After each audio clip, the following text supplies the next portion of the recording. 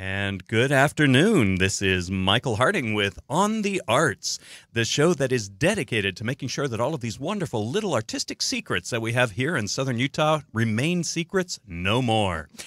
We have so many wonderful things that are going on down here at theater productions and concerts and opportunities for you to be a part of the theater productions and to participate in the concerts and as well as to listen. We also have all sorts of art displays, even downtown. If you go down to Main Street, you'll see wonderful sculptures, and we have the Sears Gallery here in town. We also have the Seattle Children's Museum, where some wonderful, wonderful things go on. And we've got plenty of community theaters around doing wonderful, wonderful work. There's a lot to do, a lot to talk about. And what's wonderful is with all of these opportunities, there are a lot of people that are involved. We have the artists that are involved, as well as another group of people that we're going to actually be exploring today, a side that a lot of people don't necessarily know about the arts, or they don't think about the arts. Now, to get things started for you, I always start with a little bit of a personal story that kind of segues, if you will, into what we're going to be talking about. And I will tell you that I grew up always wanting to be in the arts. My brother was a concert pianist, and he still is a concert pianist. And I went through, many stages where for a while there I was a pianist, but then I became a violinist, then I became a trumpet player, much the dismay of everybody in my neighborhood, frankly. And then I finally landed in the land of the dark arts, being an actor on the stage. And much to my parents' chagrin. And I've mentioned before, my father is a lieutenant colonel in the Army. His one son is a concert pianist, and then myself, his other son, is an actor. He has no idea where he went wrong, but he is very, very supportive. And all of this time, I neglected to think about my profession as show business. I'd heard about show business, but never really put the emphasis on the fact that it takes some business acumen. It takes some logistics. It takes somebody behind the scenes putting all of this together, doing all of the work of organizing and of promoting and calling in these people, these artists that are going to work. And I was very fortunate right outside of college to go and be a journeyman in a theater program. And I thought, well, or not a theater program, it was actually a small theater called the Warehouse Theater in South Carolina. And all I knew is that I was going to be acting, but I was going to be doing all sorts of other stuff, making theater. And I thought, oh, how wonderful. I will be behind the scenes and I will make the art from the ground up. And I was amazed when they sat me down in an office and I got to lick envelopes. And I thought, what does this have to do with the arts, for Pete's sakes? I have trained as an actor, and here I was licking envelopes. And that was a real eye-opening experience. The Warehouse Theater was a small theater. It required all of our work. And as I progressed as a professional actor, I worked in various capacities at theaters all over the country. And I remember I went up to Seattle for the first time just to tour a theater. And a wonderful man who, unfortunately, God rest his soul, Jerry Manning, is no longer with us. But he was the artistic director of Seattle Repertory Theater for a while and a good friend of mine. And he was taking me on a tour of the theater.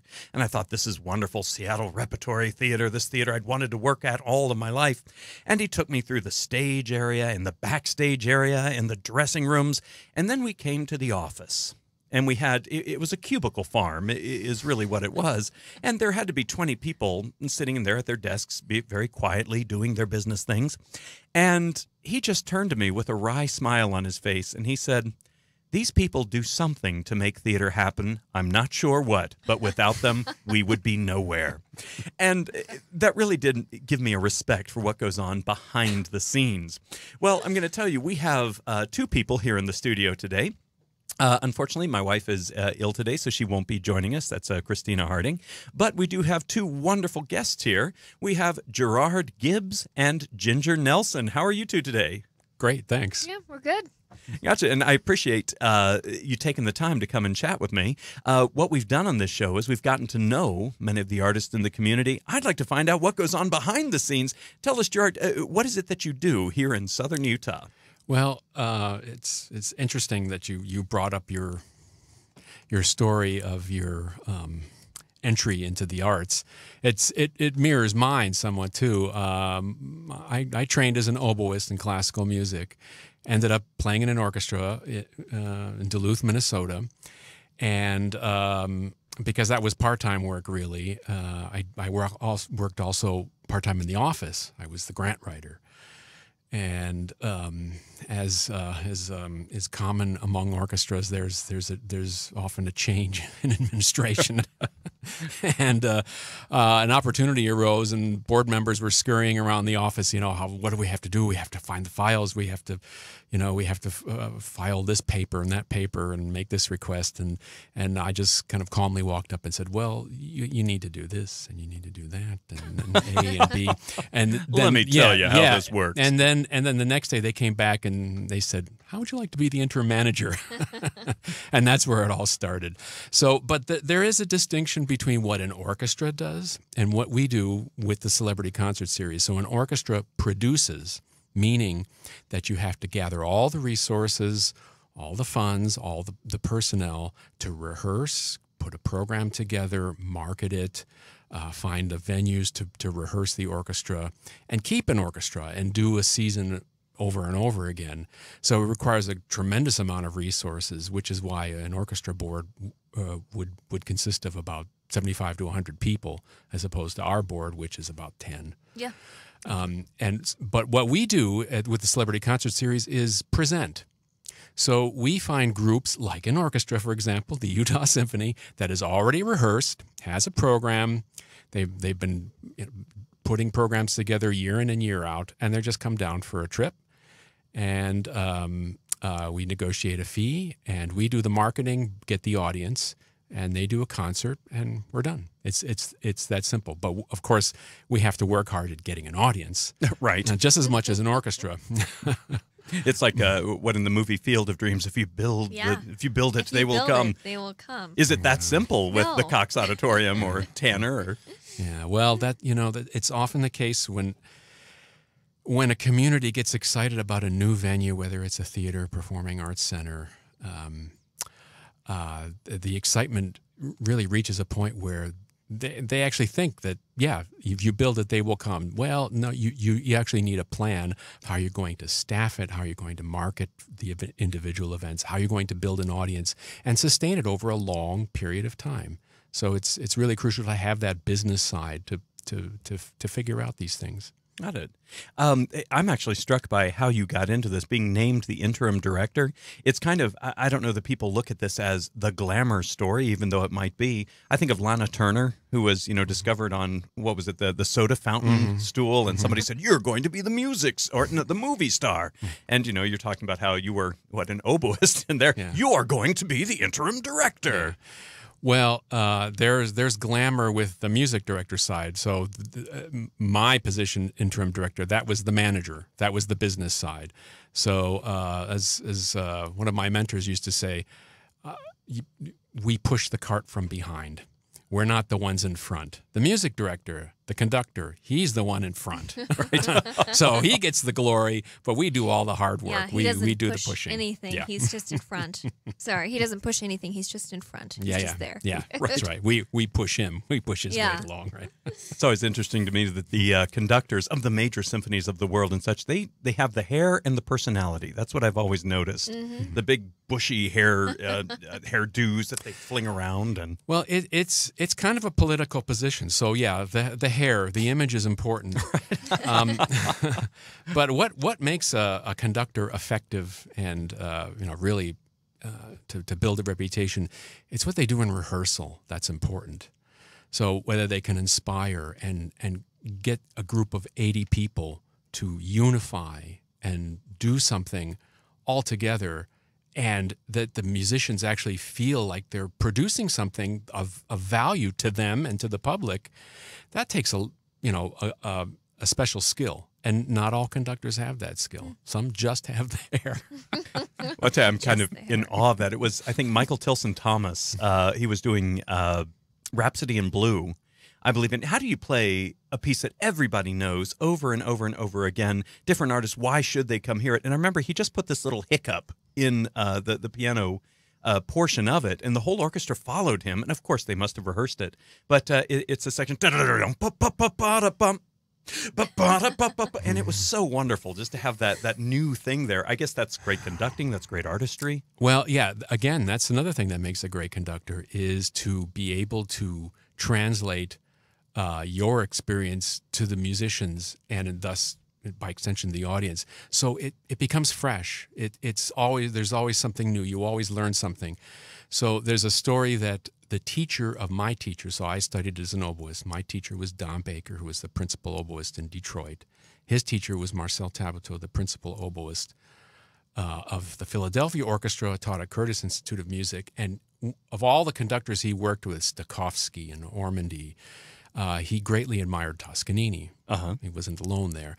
But he used to say that if Toscanini lived to be 200 years old, the man would always learn something new. There would, in any piece that we've played hundreds and hundreds of times, we would learn something new working with him.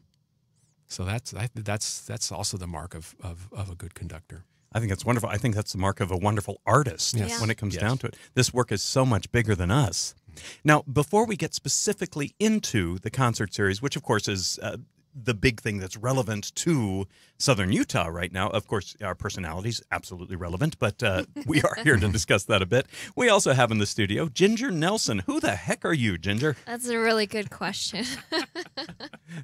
What is your role with the concert series? Well, I'm the arts programming coordinator for the College of the Arts specifically, but I work with the Celebrity Concert Series and doing all those things that we talked about behind the scenes, finding the talent, bringing them here, negotiating their contracts, and making sure they have everything that they need. So, I don't know. It's one of those things that, one thing that I'm really passionate about is that feeling that you get when you're part of a live performance, whether you're on the stage or in the audience, and there's a moment, sometimes, it doesn't happen all the time, but there's sometimes a moment that you can connect with the performer on that level, and that's what drives me.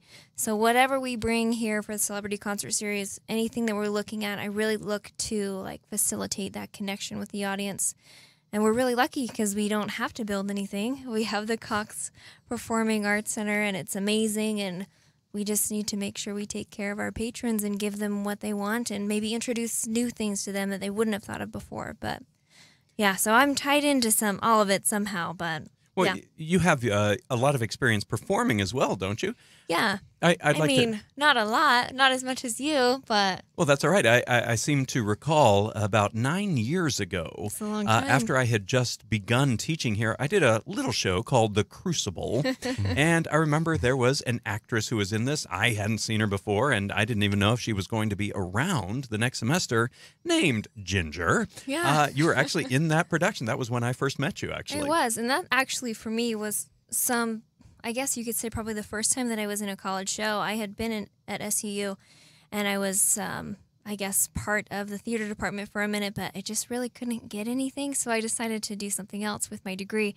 And then I came down here, and I was cast in that play, and it actually kind of invigorated me into doing more theater. So thank you. No, I'm going to take a little credit for getting the Celebrity Concert You Series should. going here. You should. But yeah, and most recently you appeared in Other Desert Cities at CANTA, the Center for the Performing Arts out there. Yeah, a wonderful place, wonderful people. It's a really great place to see good theater. I mean, there's so many places here, but if you haven't been out there, it's not 40 minutes away. It's a pretty quick drive, and they have a lot of good stuff out there. So. It's 7 miles I outside. No, but I will. You mentioned that you do stuff in the Cox Auditorium. Do you still do things at the O.C. Tanner as well? Yes, and actually, at first, when I found out about this position, that's something that interested me right off the bat. It's an incredible setting out there. It's just, if you haven't seen it, you have to go. And even just to visit. It's in Springdale. It's in right Springdale. at the entrance of Zion's. Very close to the park entrance, and you just turn west, where the town office and the library and I think they call it the Civic Center there, and the Public Works, the new Public Works, and you keep going, just about half a mile up there. 7 miles. No, Yeah. It's just a little bit up the road. Yeah, but. It's a wonderful facility. It was originally built by O.C. Tanner for the Utah Symphony, and there is a history of Utah Symphony performing out there, and it's still on the radar. I was up there a few weeks back discussing some future plans with them, and yes, they would like to go back there. And actually, just this past weekend, the Zion Canyon Music Festival took place up there, and there were literally thousands of people up there over a 2-day period, and so the facility gets use, but we'd like to see regular use. But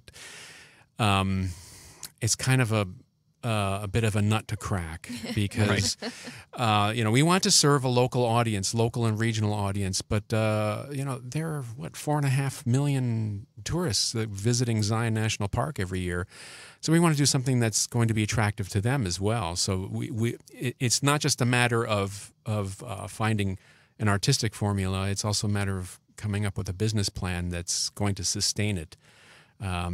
Because my predecessors had tried a number of different approaches. Some succeeded and some struggled, to be honest. So we don't want to repeat past mistakes. We want to make sure that what we do up there is sustainable and serves the community. It's a wonderful facility, needs some work, but it's so unique. It's just incredible looking at that sandstone face. It's just breathtaking. Yeah. I mean, it's one of those places, if you haven't been there, you may just not know about it, and you're passing by it every time you go to the park. But there's something about live music in that setting that you're just surrounded by the red coral pink cliffs. It's just nice and, like, I don't know. It's almost kind of haunting, but in a really beautiful way.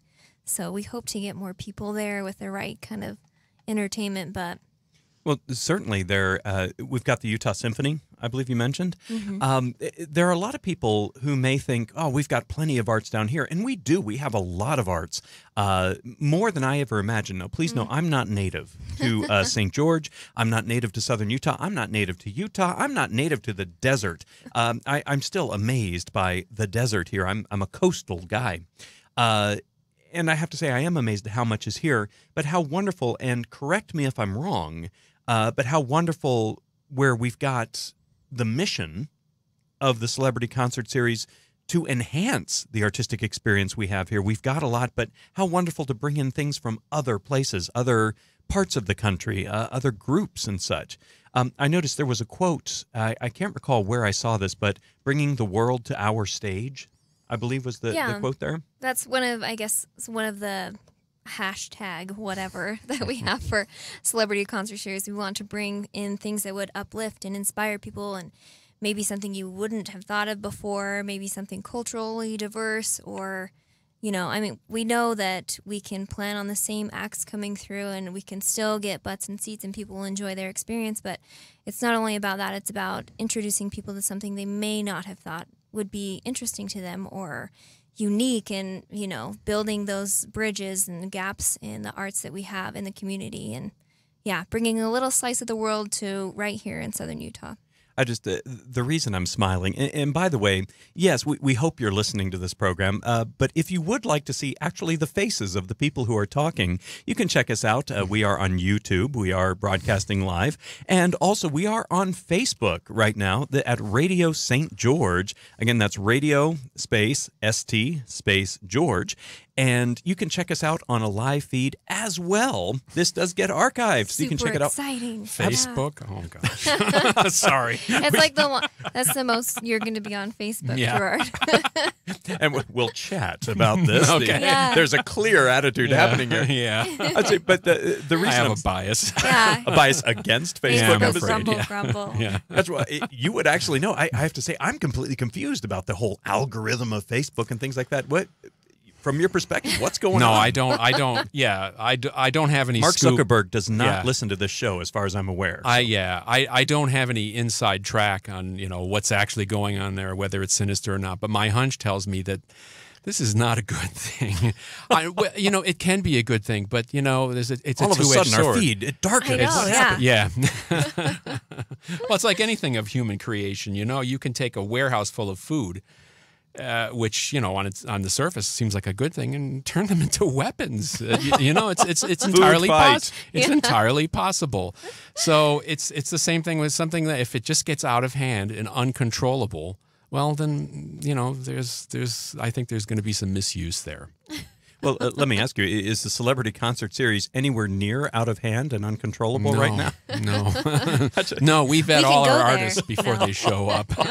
And that is the beauty of presenting. So, did you like how we slowly moved back? It all works together.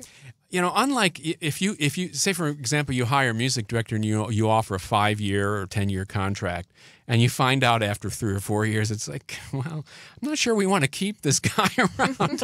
You got to keep him around. We have him for one time. That's right. Musicians are upset. But then if what we do is presenting, so we just bring them in once. If we really like them, we'll bring them back. And if we don't, we're like, well, right. Yeah. That's it. That was interesting. Yeah.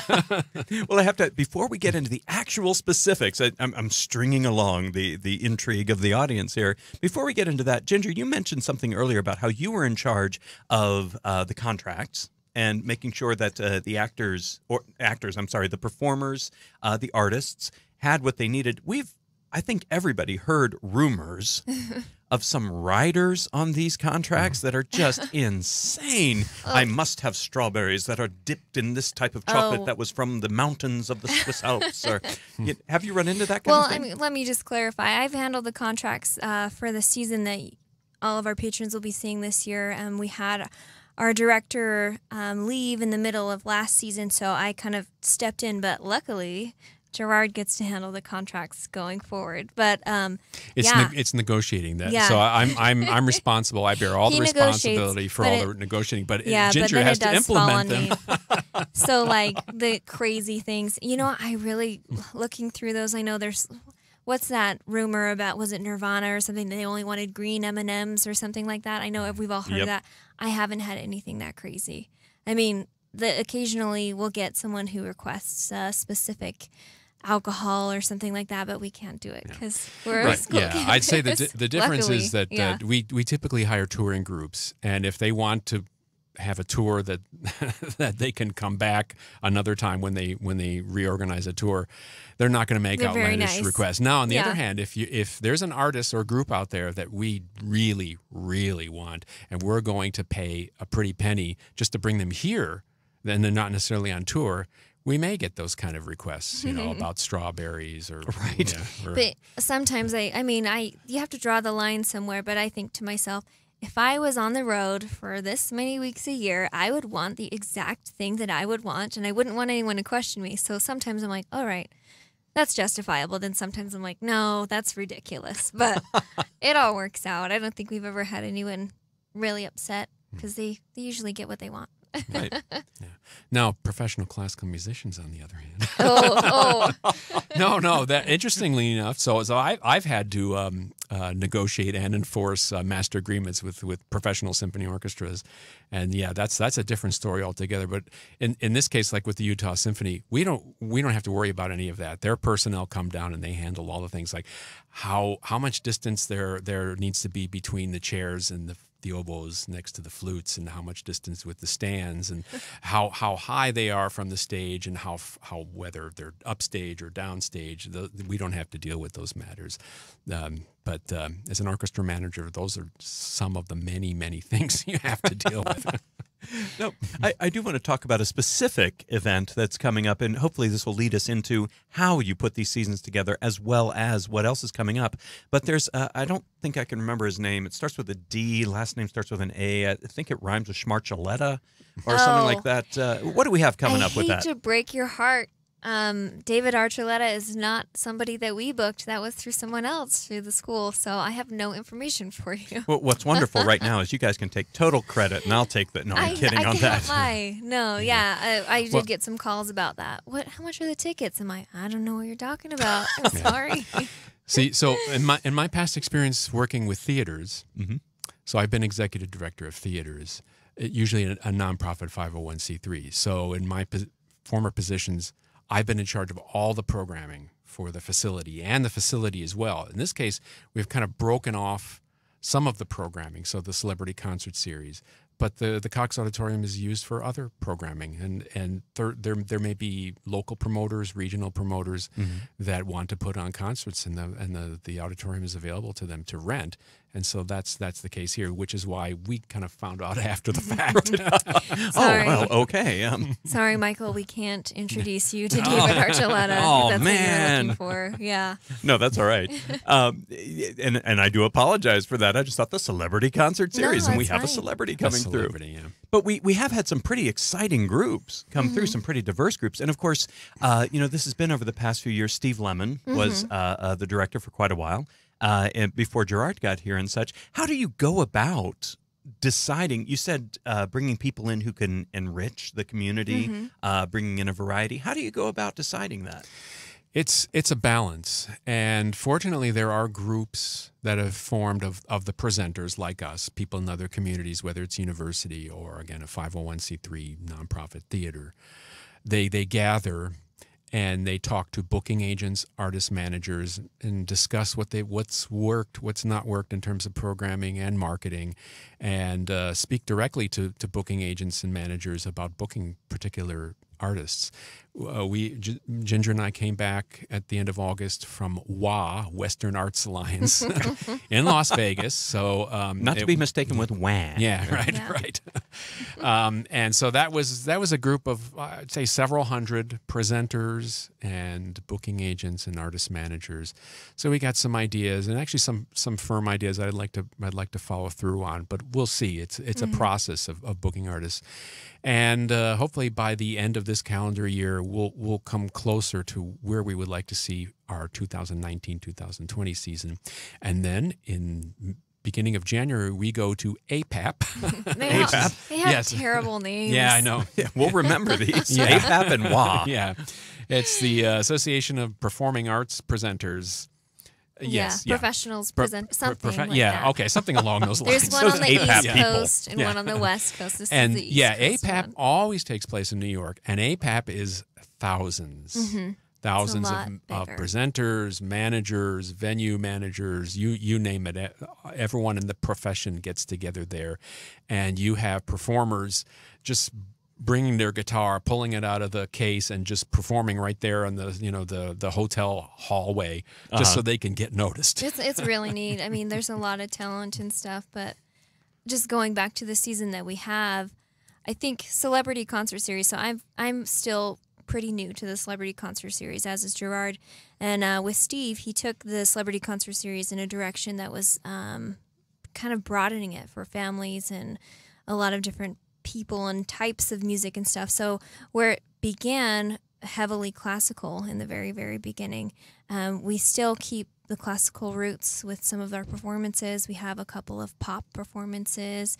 We even have, this year we have shadow illusion dancers. It sounds really, it's so cool. I really am so excited for it. It's an intriguing title. It's Catapult is the Catapult. group. They're next year. And then, so we have that kind of piece. And then we also have, it's kind of like a cirque piece that we try to have. And then we actually have a magician who's coming, which is, Really? we haven't done that for a couple years, but we're picking things that, our season ticket subscribers can go to each show and not feel like they saw the same thing just the month before. And also for people who just want to see something different, or for the first time, they can be introduced to the Celebrity Concert Series, and then maybe next time they'll pick something classical or more sophisticated. So there's a big range for all audiences this year, and I'm really looking forward to it. Gotcha. And how do we find out what's going on for the Celebrity Concert Series? You can go to That's easy. our website, celebrityconcertseries.com. That has all of our shows, bios, and ticket information for those. We sell our tickets through DSU Tix. And the Celebrity Concert Series landing page is the best place to get all that stuff. We are on Facebook. Typically with our audience, we have more was looking for the senior wincing with that. citizens, right? So we don't have a very big Facebook following right now, but we're kind of branching into that this year. We have exclusive content, some videos, and we're trying to do ticket giveaways here and there, kind of introducing which groups are coming into town. But www.celebrityconcertseries.com is where you'll find everything you need to know. Fantastic. And Gerard, we've talked a bit about the Celebrity Concert Series, and of course, this is what you've stepped into, if you will, this position and what was already begun as a process. Let's talk a little bit about where you came from. You mentioned that you were an oboe player, a reed player, and where did you do this? Was this? Well, yeah. There's a famous oboist. He's Swiss. He's still around. He's known not just as an oboist but a composer. His name's Heinz Holliger. He was considered the top oboist for many years. And he said, I like to borrow his quote. He says, "I've used the oboe as a walking stick to travel the world." And so I've had the opportunity not just to use the oboe as a walking stick, but also my credentials as a manager. So before here, I was in Reno, Nevada, and I was the executive director of the chamber orchestra there. Reno has two orchestras: the Reno Philharmonic and Reno Chamber Orchestra.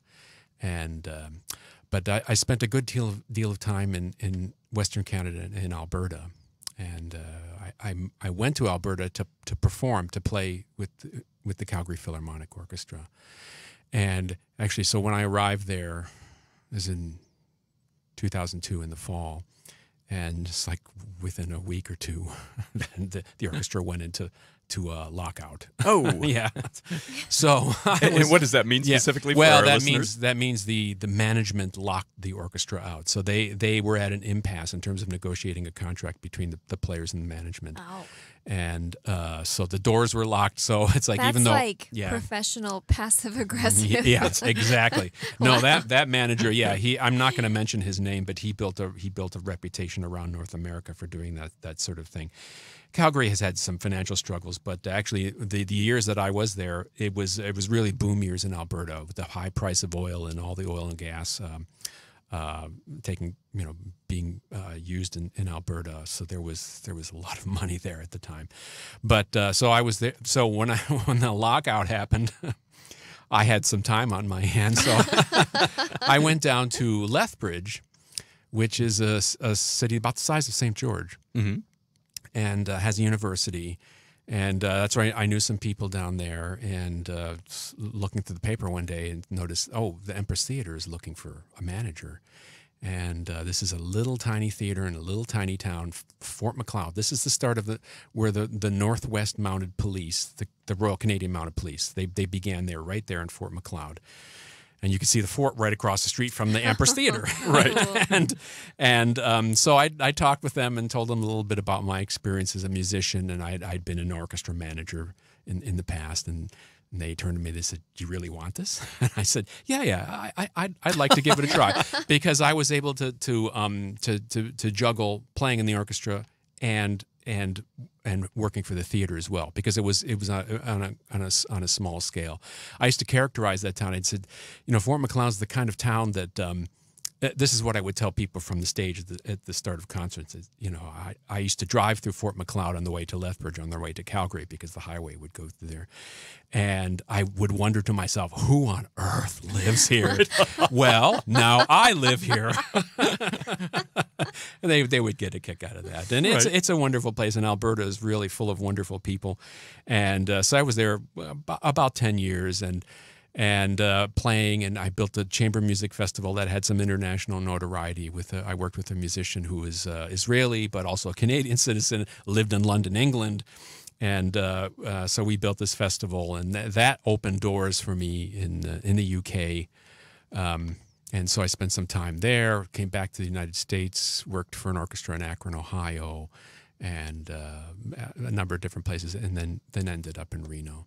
So, but I still do some performing. There's a brand new Baroque orchestra in Calgary. Uh-huh. So for a number of years, I specialized in early music. So this is using instruments of the time. So early music meaning the time of Mozart or Beethoven and earlier. Right. So though they used very different instruments, and not just the wind instruments, but the string instruments were very, very different. And I could go into great detail discussing that. But we use replicas, or in some cases antique instruments, when we perform this. So I go back to Calgary from time to time to perform with that group, and I'm hoping to build some connections here.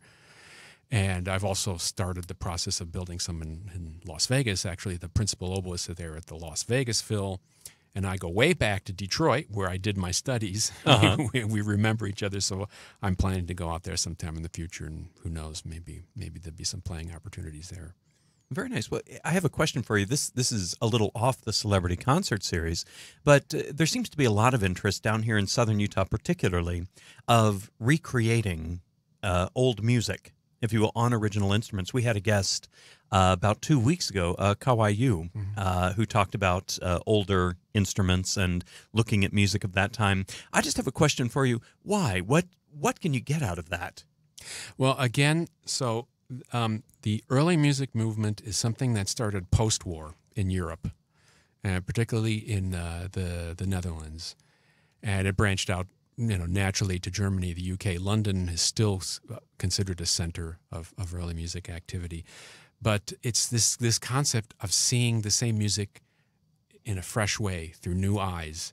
So I think as part of the reconstruction after the war, musicians were going through the rubble, literally, and coming across these instruments and became curious about them and started picking them up and seeing how they could play on them, realized that it's going to take a lot of time to get these instruments to work at the level that I'm used to performing on my instrument. So that this movement started post-war, really took off the ground in the 70s. Mm-hmm. So by the time I was a student in university in the 80s, it was becoming popular. However, like in my case, I couldn't go and study Baroque oboe with anyone. I had to arrange to get a Baroque oboe and just kind of figure it out on my own. And talking with other people, writing letters, getting on the phone, meeting people, and kind of working through that. And I did that exclusively for a number of years. And that's actually how I ended up in Canada, in Alberta, is that I was performing Baroque and classical oboe in groups on the West Coast, in LA, San Francisco, and Portland, and Seattle, and Vancouver. Mm-hmm. And that's where I met people from that were in Calgary, it was in Vancouver, and they said, "Oh, we need oboists in Calgary. You should check it out." And that's how I ended up there. Got it. I have a question. Yeah. Well, I've never really understood that either, but to someone with an untrained ear, quote unquote, like me, would I be able to tell the difference? Like, is it very, very different, stylized? It is. Yeah. Now, the instruments were created for a different setting, a different environment. So you look at the Cox Auditorium, for example, that's 1,200 seats. So in 17th and 18th century Europe, there were no venues that big. So it was a small, so you were performing for the royalty, just a few hundred seats. Even the opera was just a few hundred seats. So the pit would be not quite as many musicians as you would see for an opera these days. But so the instruments were a little bit more articulate, more flexible, but not as penetrating. But as the middle class began to grow, and opera in particular started being designed for the middle class and the growing, that growing population, then opera houses grew. And then I imagine instruments and instruments evolved. Yeah, that's right. They changed. It was for everybody. So you could play an oboe and it could be heard in the back seats of the opera house that could accommodate 3,000 people. That's so interesting. I'd never thought of that before. What's that age-old question? Why should we do the old artists? On the theater side, why should we do Shakespeare? Why should we do the Greeks? My own brother, when he actually teaches at University of Michigan now, and when he went for the tenure process and things of that sort, he looked at what could he publish, what kind of things, and one of the things that people suggested was that he do recordings. And he sat down and he made a list of his repertoire. And he just thought, do we need another recording of this? Do we need another recording of that? And that really got me thinking. That was about, 10 or 15 years ago, about why to do this. And I just think it's so fascinating that we have so many people here, not only here at Dixie State University, but in southern Utah, who I've run into, who love this. On so many that are working with old styles of ceramics, old styles of painting, the classic styles, music and instruments and theater and such. I think it's really fascinating. Yeah. Well, I think we're really fortunate. Some musicians bemoan the fact that everything is so recording oriented and there are literally thousands of different recordings out there. But I think it just adds to the richness to have all these things to draw on, to learn from. Like, for example, now, so the Utah Symphony is coming. They're performing a program that includes the Brahms Second Symphony. And I've been reading more about the Brahms and kind of refreshing myself about that. And I just, been kind of combing through different recordings. And just the other night, I stumbled across one, not of the Brahms Second Symphony, which is what Utah Symphony is performing, but one of the Brahms serenades. And it was an old recording, and I had a copy of that recording years and years ago. And so I hadn't heard it in like 30 years. And it's a recording by the London Symphony and a Hungarian conductor, István Kertész, who actually tragically died at the age of 44. Was really a rising star. And it's just still, after, from 1967, it's this wonderful, fresh interpretation of Brahms. And here, I'm used to hearing Brahms done by the orchestra, the ORR, the Orchestre Révolutionnaire et Romantique, with John Elliott Gardner, who does original instruments on Brahms, and think that that's wonderful. But I heard this recording again. That's one of hundreds of different recordings, and it's just, even though it was recorded in 1967, it sounds fresh today, 2018. Because we have this vast wealth that we can draw on and learn from. So it's a good thing. Wait, and I have to tell you, sometimes I feel like an uncultured buffoon when I listen to some old recordings and such. I mentioned Rhapsody in Blue, the Michael Tilson Thomas, and I was a big fan of the Andre Watts, the piano versions of it without the orchestra behind. And, of course, the Leonard Bernstein is my absolute favorite. But I heard this one recording after I was fascinated by these performing artists, and I thought, oh, that's terrible. I hope I never hear that again. It was a recording of George Gershwin playing Rhapsody in Blue. And I felt just a little guilty on that one. But Well, sometimes we don't always turn to the composer for the best interpretation. And because composers many times create these works for others to perform, not necessarily for them to perform. And so the best interpretation is sort of the mainstream, the standard becomes whatever the performer who championed that composer's works did or recorded. And that sets the standard for this. And then you might come across, for example, Shostakovich, who was a wonderful pianist, but him performing some of his works, it's like, well, I've never heard that before. Who on earth did that? Well, that doesn't work. Yeah. That's where I've always been not against the notion, but I've always been wary of any playwright who directs their own work. And yet I do understand the need, the preciousness of it. As a playwright myself, I think, I don't want to hand it over. But well, it's almost like a child. Yeah. And you give birth to a child, you raise the child, they turn into an adult, and what do? Do you hang on to them, or you just let them go and have a life of their own? It's the same thing with a work of art. You have to let it go, otherwise it will not last if you cling to it and you begin to suffocate it. Wow. Well, this is for both of you, actually. I mean, we've touched on how there is the administrative side of this, certainly, and we're clearly getting a sense of passion about Baroque music and Baroque instruments, and which is actually the purpose of this show, is to get to know the people who bring this to light. For both of you here, you're working with a wide variety of artists. You mentioned even bringing in a magician, which a whole nother way of performing, even though all performing is based sorta on the same thing.